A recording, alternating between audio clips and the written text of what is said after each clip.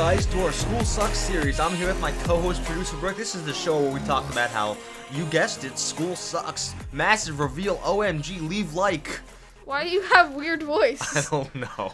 This is the show where we put gameplay in the background because that's what we do. Alright, so today we're talking about, as you saw by the title probably, unless you're blind, testing. I think, right? That's what we're talking about? Yes. You want to tell the viewers how literally like 3 minutes ago I told you what we were going to be talking about? Yeah, well, we've gone through a lot since then. After you were on your phone? Shh, we're not recording this late. So, testing. It's pretty not fun if you've ever been a student, unless you were that weird kid that liked testing, which, I mean, I'm not going to judge, but actually I'm going to judge. Yeah, that's kind of weird. It's pretty weird. Testing, it just creates there's nothing good about testing, for one. No one likes it. I'm pretty sure the teachers don't like it. Well, I mean, they get to go in the computer for a half hour, but... Well, sometimes they have to, like, during, very formal testing, they just have to walk around the classroom for 2 hours. That's gotta be really fun. That has to be mind-numbingly boring. You're right.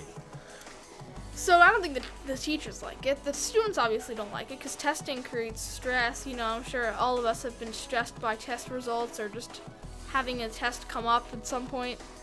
It's like, wow, we have a test today? Thanks for not notifying me. And then you're under just immense pressure from your parents who think that testing is the be-all and end-all. You better get an A on this, otherwise we're taking away your PlayStation 4 for the rest of the week, you know. So you're under that kind of pressure. And it really eats away at you. Oh, I got a test tomorrow. Well, I can't do that thing with my friends, or I might actually get some kind of experience. I guess I got to study for that math test, which I'm going to forget a day after we take it, you know. Right, better look at my notes so I can pass this test and then forget them for the rest of my life because I hate them. Exactly. So, real fun stuff there. You get to experience all the fun stuff in school. And a lot of people say that testing is, I guess, sort of a check on students just to make sure you know, we're not like, it's not like we're, measuring how well, what they're going to do for the rest of their lives with this test. We're just sort of making sure they're doing their work by giving them this sort of check with the tests. And while that's to some extent could be true, that's not what happens in all practicality. In all practicality, what happens is the school takes this test and they say, all right, well, you got, a 70, 80, 90, 100 maybe on this test. All right, well, this is how the rest of your life's going to be. You're going to go to college. You're going to go to this degree. They push you in certain directions, and they plan the rest of your life for you. It's just trial after trial. It's just trials in this little game. It's a game. That's all it is. I think one of the worst aspects of testing is when they make you write something with a very strict rubric. Now, for example, last year, when we were still in school, I had to write an essay for history class, and it was a very strict rubric. This many sentences in a paragraph. You put it exactly this form. No creativity. Pick a quote, put it right here. Then the evidence. Then the quote again. Then the evidence. And make sure your conclusion statement is this. Exactly. That's not how real life works. That's nothing about how real life works. That's not how you become a better writer. I was a terrible writer for year after year after year, and I've become better now. I'm a decent writer now, but either way, that didn't come from doing this super strict rubrics over and over. That probably made it all worse. It came from actually writing with some creativity. And the difference between this and, say, last year we did a language arts essay, where there was hardly any rubric, because it was a fiction piece. We had to write a fiction piece, sci-fi to be exact. But everyone, I think, enjoyed that a lot more because it could be a page or it could be 5 pages. That was fun. That was fun.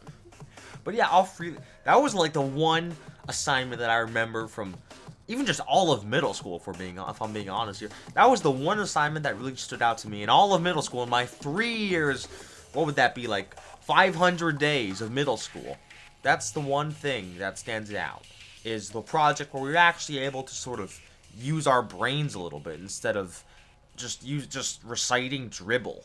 If you were to pick up any nonfiction book or persuasive writing, anything, it's not like a super strict rubric. All nonfiction books aren't evidence, reasoning, conclusion. On to the next paragraph. Let's go. We're gonna speed run this. That'd be a real thriller to read.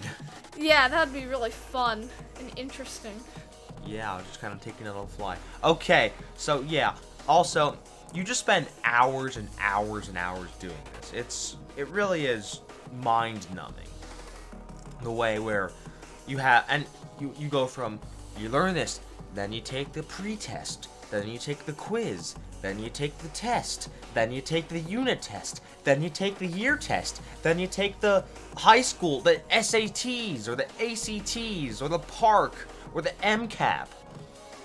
It's just one thing after another, and it's absolutely mind-numbing. It destroys any creativity or anything that would possibly make you want to learn. It just yanks that out of you. It just surgically removes it from you, while turning you into this consumer zombie for the rest of your life that's just going to be working some cubicle. It's horrible. It's a horrible environment. Nobody wants it, but that's what everyone gets. Meanwhile, you get no physical exercise, recess is gone, you get no nutrition, you get nothing except this abstraction of testing, which is never going to help you.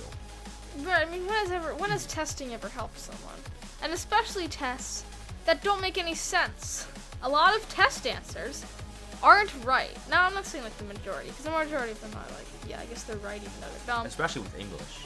But I remember back in elementary school, this was a while ago, we had this like recycling test, and this is like one of my only memories from this time.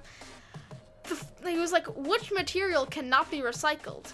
And I think all of the materials they put in the ABCD multiple choice were recyclable materials. It's like, huh? I've had stuff like that before. With the online learning that happened last year, I had several little fun, super duper fun quizzes where the answers made absolutely no sense. And I got my parents to look at them because I was like, okay, this is, am I just being, because I've done that before where I'm like, okay, none of these are right, and then it turns out I'm making a simple mistake. I had my parents look at them because I wanted to be absolutely sure, and I had producer Brooke look at them. I wanted to be absolutely sure, and none of the answers were right. And this happened multiple times last year. It was ridiculous, and it just shows that they treat the same. The quality of the tests are the same amount you get out of them. They're horrible. I have an idea for school. Instead of tests, why don't we read books, and not like books that are assigned by the county or state or whatever. Those are terrible, mostly. Mm-hmm. Read good books and play outside and get exercise. Isn't that an interesting concept, JB? Whoa. But of course, you'll never get to do that. You never will get to do that with the public school system because that's not what it was made for. And I'm not going to go super into this, but it wasn't made for that. It was made for factory workers. That didn't matter what your health was. It didn't matter what your mental well-being was. All that mattered was how many little toothbrush caps you could screw in an hour. That's all that matters, and it's still the same framework. You're never going to change that unless without serious reformation or just getting rid of the system. You're never going to change that. Do you have something else to say?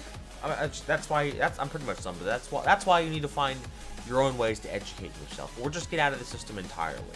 But you need to find your own ways outside of the school to educate yourself, because the school is the opposite of education. It destroys you, and it has held me back in some ways, and I think it's held pretty much everyone back in some ways. That's a good way to put it. Well, looks like we're at about. Yeah, we gotta wrap this up. Yeah, man. So I don't run out of footage again. Oh, that would be terrible, wouldn't it? All right, am I doing the outro? You can do the outro, but I also want to say something. Okay, well, until next time. Wait, no, I first smash like button, smash like and sub. Yes, subscribe. Leave in the comments what game I'm playing. Oh. In the video. Hint, it's from like 2011 or something. JB, this is not a difficult game to guess. Oh, okay. You don't need hints. Well, until next time, I've been your host, JB. And I've been producer Brooke. Have a great day or something. Yeah.